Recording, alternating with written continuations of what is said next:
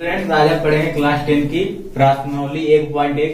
तो चलिए अपने कुछ बेसिक चीजों पे ध्यान देते हैं, जैसे कि अपने 5 को 11 से भाग देते हैं। ठीक है, 5 मतलब 5 को अपने 11 से भाग देंगे तो कितनी बार जाएगा? 2 बार। कितना आया? 10। कितना बचेगा? 1। ठीक है, अब इसे हम क्या कहते हैं ये हमको मालूम होना चाहिए। ठीक है, हम इसे कहते क्या है, चलिए बताता हूँ क्या कहते हैं। एक को हम कहते हैं शेषफल।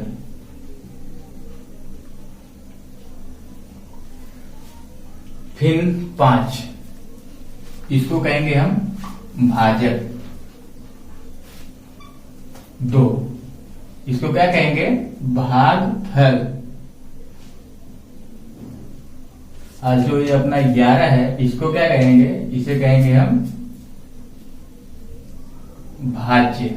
ठीक है, चलिए अब इसको हम किसके द्वारा दर्शाते हैं ये भी आपको बता देता हूं। इसे हम किसके द्वारा दर्शाते हैं, तो भाजक को हम b द्वारा दर्शाते हैं, क्षेत्रफल को r द्वारा दर्शाते हैं, भागफल को q द्वारा और भाजक को a द्वारा। ठीक है, तो इसका एक सूत्र होता है जो आपको बताता हूं मैं।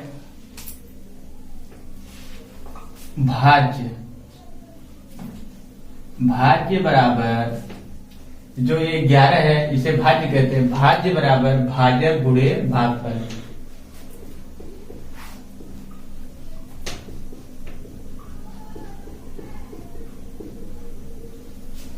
प्लस शेषफल 1, इसे हम प्लस में लिखेंगे। ठीक है, अर्थात इसे हम क्या कहते हैं? a। इसे क्या कहते हैं? q। इसे क्या कहते हैं? सॉरी इसको क्या कहते हैं? b। इसे क्या कहते हैं? q। इसे r। ठीक है, तो इसका सूत्र अपना क्या होगा? a = bq plus r। ये है आपका फॉर्मूला। इसे ये IMP फॉर्मूला। ठीक है, इस पे हमारा कुछ सवाल आएंगे जिसपे हम आगे इस सूत्र पे सवाल करेंगे। तो ठीक है, तो अपने पहला सवाल है निम्नलिखित संख्याओं का HCF ज्ञात करने के लिए यूक्लिड विधि द्वारा एल्गोरिथम का प्रयोग करें। ठीक है, मतलब अपने को HCF निकालना है यूक्लिड विधि द्वारा। ठीक है, तो अपना पहला सम दिया है, जो दिया है कि 135 और 225।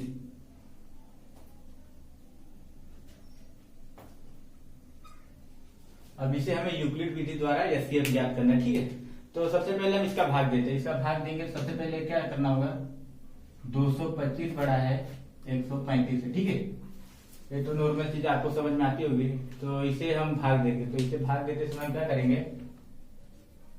135 को भाजक बनाएंगे और 225 को भाज्य। ठीक है, अब इसको हम भाग देते हैं। ठीक है, तो सबसे पहले कितनी बार जाएगा? 135 का एक बार करेंगे तो 135।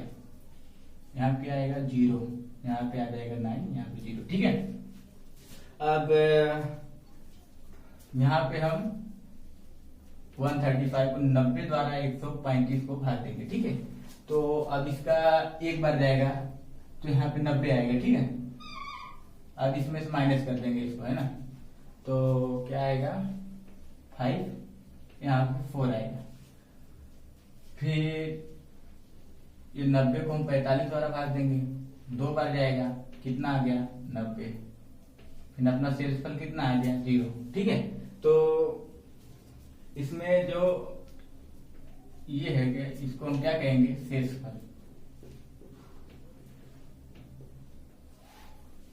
ठीक है, तो सबसे पहले मैंने आपको एक सूत्र बताया था, जो सूत्र इस तरह था, a = bq प्लस r। ठीक है, तो हम इसको इस रूप में दर्शाएंगे। चलिए देखते हैं। ए अर्थात क्या होता है? ए अर्थात होता है भाज्य। ठीक है, 225 = b अपना क्या होता है? b अपना ये होता है। ठीक है, 135 क्रॉस q। अपने को q मतलब q अपने इसको कहेंगे q। ठीक है, तो इसको लिखेंगे r अर्थात अपना शेषफल। शेषफल कितना आया है? पहली बार 90, ठीक है। फिर यही प्रोसेस हम सेकेंड थर्ड 3 बार हमको ये प्रोसेस करना है। तो सेकेंड में आएगा 135 इक्वल टू बी की जगह हम रखेंगे 90 क्रॉस क्यू की जगह हमारा 1 आया है प्लस आर जो आया हमारा 45 है। ठीक है। अब इसको थर्ड स्टेप में हमारा क्या है, ए है जो है 90, फिर जो हमारा बी है वो है 45 और जो हमारा क्यू है वो है 2 प्लस जो हमारा आर शेष वैल्यू आया 0। ठीक है। तो एचसीएफ क्या होता है? एचसीएफ मतलब हमारा जो लास्ट भाजक किसे कहते हैं? इसे। ठीक है। ये जो हमारा भाजक है लास्ट भाजक, ठीक है, इसे हम क्या कहेंगे? एचसीएफ। तो हमारा जो लास्ट भाजक है उसे हम एचसीएफ कहेंगे। तो ये जो 45 है हमारा एचसीएफ आ गया। तो दूसरा सवाल देखते हैं। 196 और 38,220, तो इसमें क्या है? 38,220 बड़ा है 196 से। ठीक है। इसमें 38,220 जो है ये होगा भाज्य और 196 जो होगा भाजक। ठीक है। तो इसका भाग देते हैं 38,220। ठीक है। पहले एक बार 196, तो यहाँ कितना आ जाएगा? 6 8 8। फिर ये 2 है, इसको नीचे ले लेंगे। ठीक है। फिर इसको हम 9 बार ले जाएंगे, तो कितना होगा? 1764। ठीक है। फिर अपना इसको माइनस करेंगे। माइनस करने पे यहाँ पे कितना आएगा? 8 9 0 0। फिर ये 0 जो है इसको हम नीचे ले लेंगे। फिर इसको 196 को 5 बार ले जाएंगे, तो 5 बार मतलब 980। ठीक है। यहाँ पे कितना आ गया अपना शेष पर? 0।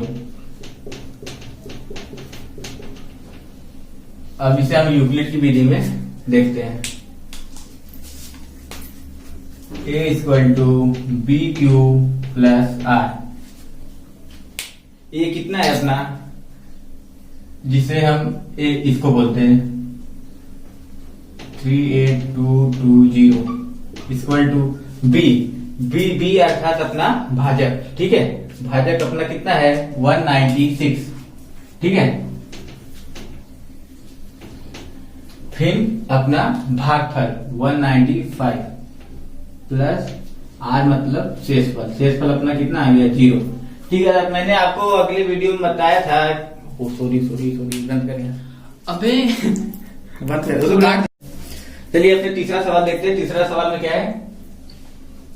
867 बड़ा है कितने से? 255 से। ठीक है। तो अपने भाग देते हैं।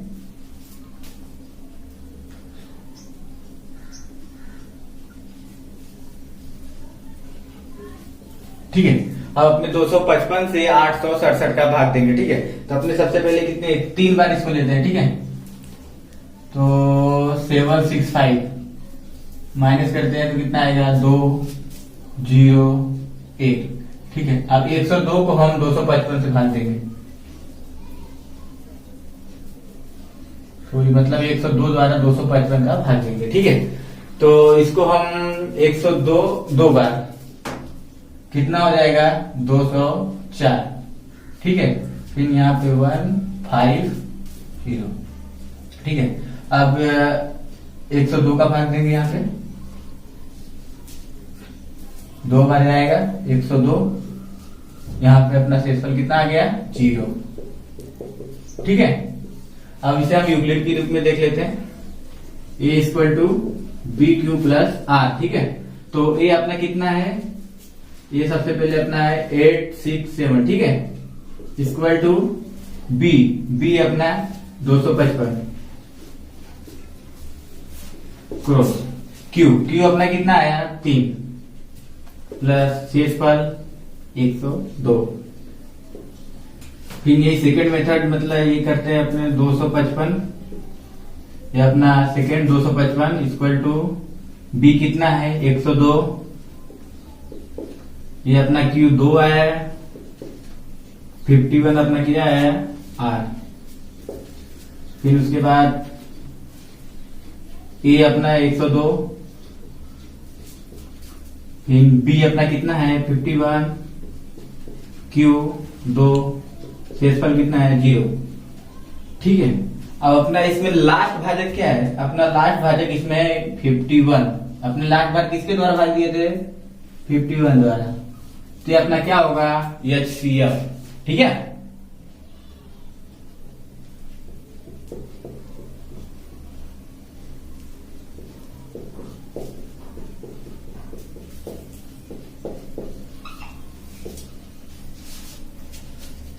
दर्शाइए कि कोई भी धनात्मक विषम पूर्णांक 6q+1, 6q+3 या 6q+5 के रूप का होता है, जहाँ q कोई पूर्णांक है।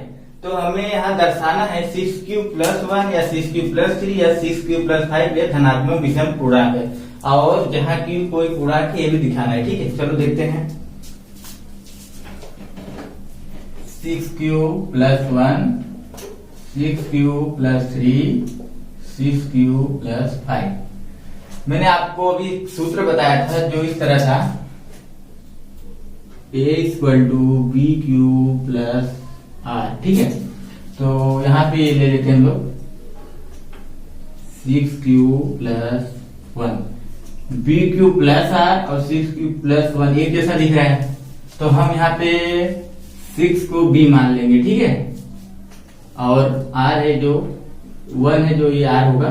ठीक है, तो आपको एक और चीज बता देता हूं, जो R होता है ये 0 से बड़ा होता है, 0 के बराबर होता है, और जो B होता है वो R से बड़ा होता है। ठीक है, तो B को हमने क्या माना है, B को हमने 6 माना है, तो B बराबर कितना हो जाएगा हमारा 6 हो जाएगा। ठीक है, फिर R कितना होगा, R अर्थात B से छोटा है, अर्थात 6 से छोटा होगा, तो हमारा R हो जाएगा R = 0, 1, 2, 3, 4, 5। पन B से छोटा है तो 6 नहीं आएगा। ठीक है, 6 से छोटा अर्थात 0, 1, 2, 3, 4, 5। चलिए अब हमें इसे दर्शाना है। ठीक है, दर्शाएंगे कैसे, चलिए अपने R की जगह ये अपने सबसे पहले सूत्र लिखते हैं। अब हमें R की जगह ये मान रखना है सब, 0, 1, 2, 3, 4, 5। ठीक है, चलिए मान रखते हैं। जब R = 0 हो तब A = B की जगह 6 होगा, B हमने 6 माना है, Q+R अर्थात 0 लिया है, तो A = 6q। फिर R जब हम 2 लेंगे, 1 लेंगे, जब R = 1 लेंगे A = 6q+1, जब R = 2 लेंगे तब A = 6q+2। ठीक है, फिर नहीं सेम R = अब 3 लेंगे तो क्या हो जाएगा हमारा A = 6q+3। ये R जो है R हमें इसमें रखना है। ठीक है, तो B की जगह 6 हो गया, Q+R अर्थात 3, अपने 3 लिया है तो R A = 6q+3। फिर R जब हम 4 लेंगे तो A = फिर 6, ये जो B है B हमारा 6 है, 6q+R हमने 4 लिया R, तो यहाँ पे 4 आ जाएगा। जब R 5 लेंगे तो A = 6q+5। ठीक है, तो हमारा ये सिद्ध हो गया, ये सब धनात्मक विषम पूर्णांक है।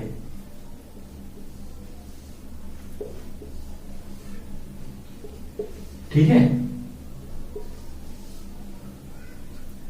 देखते हैं, किसी परेड में 616 सदस्यों वाली एक सेना की टुकड़ी को 32 सदस्यों वाले एक आर्मी बैंड के पीछे मार्च करना है। दोनों समूहों को समान संख्या वाले स्तंभों में मार्च करना है। उस स्तंभों की अधिकतम संख्या क्या है जिनमें वे मार्च कर सकते हैं।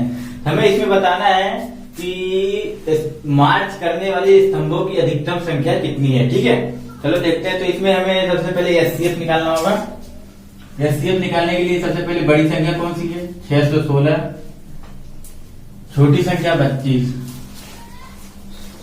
ठीक है, अब इसका हम HCF निकालेंगे। HCF कैसे निकालेंगे चलिए देखते हैं। 32 का भाग देंगे,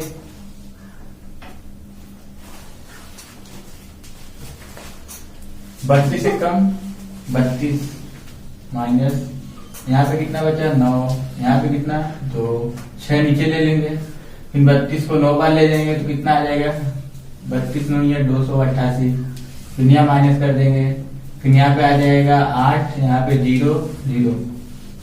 अब 32 को 8 में 32 का भाग दे देंगे, 8 चौक 32, यहाँ पे 0, अपना शेषफल कितना आ गया 0, ये है अपना R। ठीक है, तो अपने यहाँ सूत्र क्या था A equal to B Q plus R। तो A अपना कितना है 616 पहली बार, B कितना है अपना B 32 है, कितनी बार किए थे 19 बार। R कितना आया अपनी पहली बार, अपना पहली बार R आया था 8, तो 8 हो जाएगा।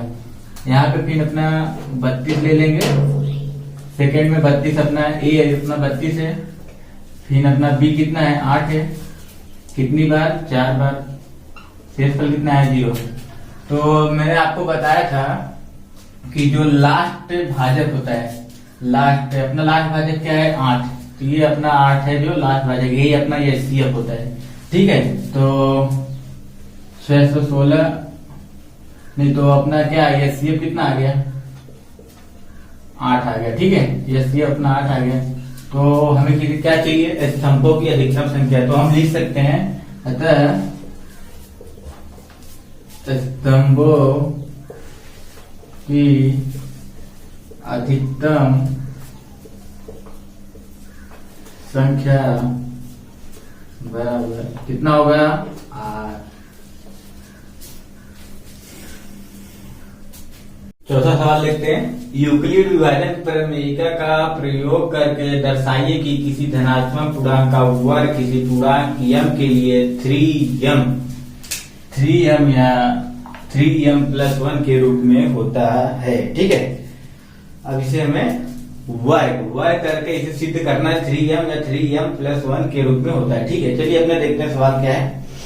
तो सबसे पहले अपने मैं आपको बता देता हूं, 0 बड़ा होता है बराबर, 0 से बड़ा होता है बराबर होता है R, और R से बड़ा होता है B। ये तो आपको मालूम होगा, अभी बताया था अगले सवाल में। ठीक है, फिर आपका एक सिंपल सा सूत्र था A equal to B Q plus R। ठीक है, तो इसमें आपको दिया क्या है 3m या 3m प्लस 1। ठीक है, तो अपना ये जो है बी क्यू प्लस R और 3m प्लस 1 एक जैसा दिख रहा है। ठीक है, तो हम 3 को क्या मानेंगे B मान लेंगे। ठीक है, तो B हमारा क्या आ गया B इक्वल टू 3। अब R हमारा B से छोटा होता है। ठीक है, तो हमारा R का संभव मान क्या हो जाएगा, R का मान 0 1 2, क्योंकि 3 से छोटा है तो 0 1 2 R का मान आ गया हमारा। ठीक है, तो ये हमारा, अब हम इसे क्या करेंगे इस सूत्र में रखेंगे R का मान। ठीक है, चलिए रखते हैं। तो सबसे पहले R इक्वल टू 0 रखने पर, R इक्वल टू 0 रखेंगे तो क्या हो जाएगा A इक्वल टू B कितना है हमारा, B हमारा 3 है, 3 क्यू प्लस R हम 0 रखें तो क्या हो जाएगा A इक्वल टू 3 क्यू। ठीक है, अब इसे हमें क्या चाहिए पूर्णांकों का वर्ग, तो मतलब हम इसे दोनों साइड वर्ग करेंगे। ठीक है, तो ये जो पूर्णांक है हमारा, तो इसे क्या करेंगे पक्षों के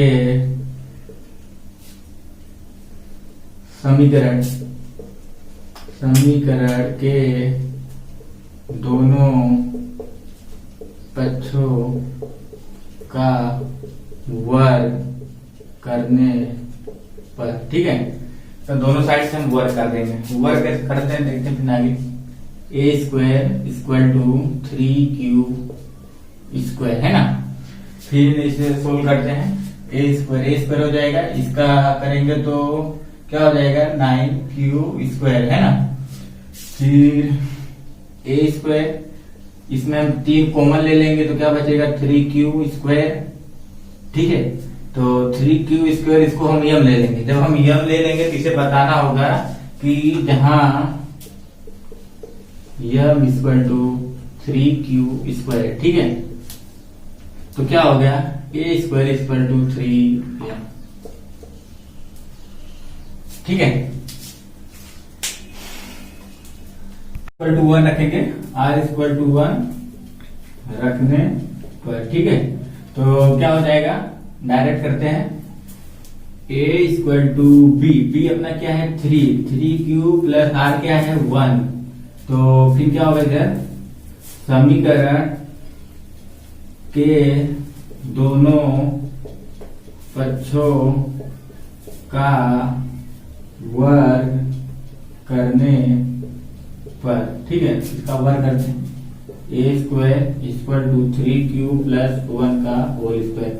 तो इसका 3q प्लस 1 का होल स्क्वायर अर्थात क्या हो जाएगा 1 प्लस b का होल स्क्वायर, ठीक है। जिसका सूत्र क्या होता है a² plus 2ab plus b का स्क्वायर, है ना।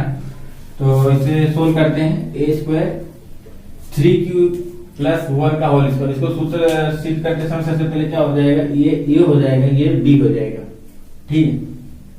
तो सबसे पहले क्या होगा a² अर्थात 3q का स्क्वायर, तो क्या हो जाएगा 3q² अर्थात 9q² प्लस 2ab, 2a क्या है अपना 3q, b क्या है 1, तो क्या हो जाएगा 3 दूनी 6q,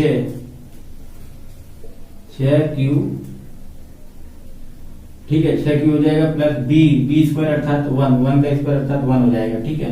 फिर यहाँ क्या होगा a² इक्वल टू, यहाँ पे हम लोग क्या करेंगे 3 कॉमन ले लेंगे, ठीक है। 3 कॉमन ले लेंगे तो फिर क्या बचेगा यहाँ पे 3q² प्लस 2q प्लस 1। फिर इसको हम क्या ले लेंगे यम मान लेंगे। जब यम मानेंगे तो यहाँ बताना पड़ेगा जहां 3q² plus 2q equal to, sorry, जहां M equal to 3q² plus 2q, ठीक है। क्या हो गया अपना a² इक्वल टू 3, इसकी जगह हम यम माने तो यम प्लस 1 आ जाएगा अपना, ठीक है। अब r इक्वल टू 2 रखने पर, 2 रखने पर, ठीक है। तो r इक्वल टू 2 रखते हैं तो क्या होगा a equal to 3q plus 2, r की जगह हम 2 रख दिए, ठीक है। अब यहाँ पे भी वही होगा सेम प्रोसेस, समीकरण के दोनों पक्षों का वर्ग करने पर, ठीक है। तो दोनों पक्षों का वर्ग करेंगे, a² equal to 3q plus 2 का होल स्क्वायर, तो a का स्क्वायर हो गया 3q अर्थात क्या हो गया 3q, मतलब हो जाएगा यहाँ पे इसको a मान लेंगे, इसको b मान लेंगे, ठीक है। तो इसको क्या हो जाएगा a² अर्थात 3q² क्या हो जाएगा 9q² प्लस 2ab, 2a अपना क्या हो जाएगा 3q, b हो जाएगा 2, तो क्या हो जाएगा ना 12q प्लस b का स्क्वायर अर्थात कितना हो गया 2 का 4 हो गया, ठीक है। फिर यहाँ पे क्या करेंगे a² इक्वल टू, यहाँ पे हम लोग 3 कॉमन ले लेंगे, 4 ले लेंगे कॉमन, 4 नहीं, सॉरी 4 कॉमन नहीं लेंगे अभी। इसको क्या करते हैं 9q² प्लस 12q, फिर ये जो 4 है इसको हम लोग लिख देंगे 3 प्लस 1, ठीक है। फिर 3 कॉमन ले लेंगे, a² equal to 3q² plus 3q² plus 4q plus 1 plus 1, फिर इसकी जगह हम m मान लेंगे, जहां M equal to 3q² plus 4q plus 1, तो क्या हो जाएगा अपना a² इक्वल टू 3, यहाँ पे हम लोग यम माने तो यम आ जाएगा प्लस अपना 1 आ जाएगा, ठीक है। तो सिद्ध हो गया कि नहीं अपना, ये सिद्ध हो गया कि पूर्णांक का वर्ग किसी पूर्णांक m के लिए 3m या 3m प्लस 1 के रूप में होता है। ठीक है, सॉल्व करते हैं। यूक्लिड विभाजन प्रमेय का प्रयोग करके दर्शाइए कि किसी धनात्मक पूर्णांक का घन 9m+1 या 9m+8 के रूप का होता है। किसी धनात्मक पूर्णांक मतलब मान लेते हैं अपने कोई x है जो धनात्मक पूर्णांक है, चलो मान लेते हैं।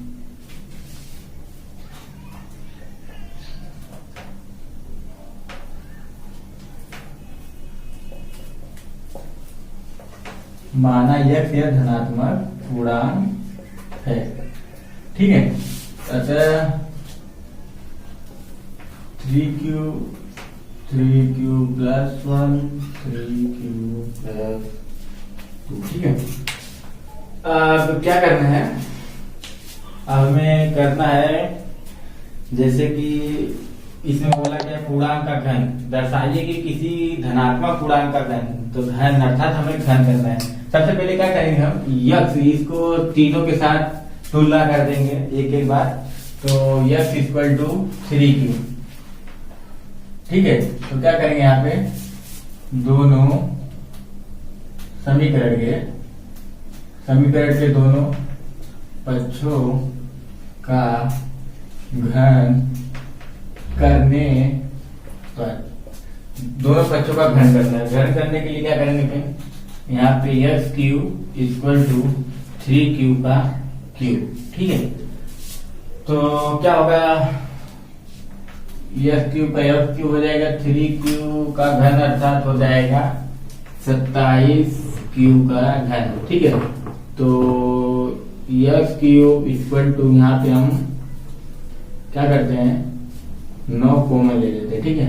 तो क्या हो जाएगा 3q का क्यूब, ठीक है, 3q का क्यूब हो जाएगा। फिर इसमें क्या करेंगे x³ ये जो है 3q का क्यूब मतलब 3q का घन, तो इसे यह मान लेंगे m = 3q का घन।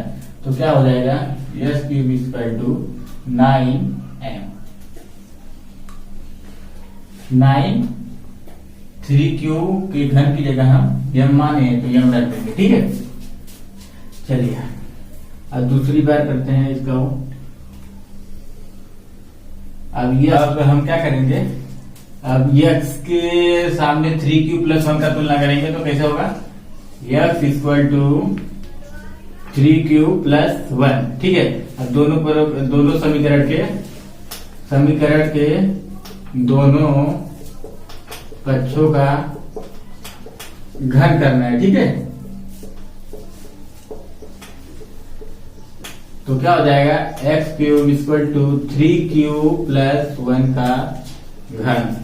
तो इसका एक सूत्र होता है a + b का घन। इसका सूत्र क्या होता है आपको बता देता हूं, इसका सूत्र ये होगा a + b का घन अर्थात हो जाएगा a³ + 3ab² + 3ab² + b³, ठीक है। ये इसका सूत्र है, हम याद रखेंगे, ठीक है। तो क्या हो जाएगा, सबसे पहले x³ का x³ हो जाएगा 3q, मतलब इसको हम सोल्व करेंगे a³। सबसे पहले a³ अर्थात अपना a क्या है 3q को हमने a माना है, ठीक है। a³ हो जाएगा 3q 27q का घन प्लस 3a² अर्थात 3a² अपना 3q का स्क्वायर कितना हो जाएगा, 3q का स्क्वायर हो जाएगा 9q² प्लस b अपना कितना है 1, तो कितना हो जाएगा 27q का स्क्वायर, 27q का स्क्वायर हो जाएगा प्लस फिर क्या हो जाएगा 3ab² अर्थात क्या हो गया 3a कितना है अपना है 3q, फिर उसके बाद b² कितना है 1 अर्थात 1 का स्क्वायर कितना हो जाएगा 9q, ठीक है। यहाँ पे आ जाएगा 9q प्लस b का क्यूब अर्थात 1 का क्यूब 1 होता है, ठीक है। चलिए अब इसमें क्या होगा x³ देंगे, फिर इसमें क्या करेंगे हम 9 कॉमन ले लेंगे, ठीक है, 9 कॉमन ले लेते हैं। 3q का क्यूब प्लस 3q का वर्ग प्लस क्यूब, ठीक है, क्यूब प्लस 1। अब इतने को हम क्या मानेंगे, m। तो क्या होगा, जहां m इक्वल टू 3q का घन प्लस 3q का स्क्वायर प्लस q, ठीक है। तो हम m की जगह पे, इसकी जगह पे हम m रखेंगे, तो क्या हो जाएगा, यस क्यू 9m, इसकी जगह हम m रख देंगे प्लस 1, ठीक है। अब हम x के घात 3q प्लस 2 का गुणा करेंगे, ठीक है। चलिए लास्ट स्टेप है, x equal to 3q plus 2 हो गया, ठीक है।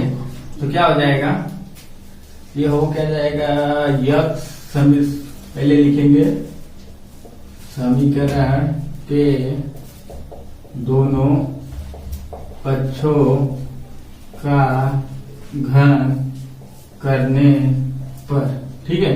तो क्या हो जाएगा, यस cube equal to 3q plus 2 का घन, ठीक है।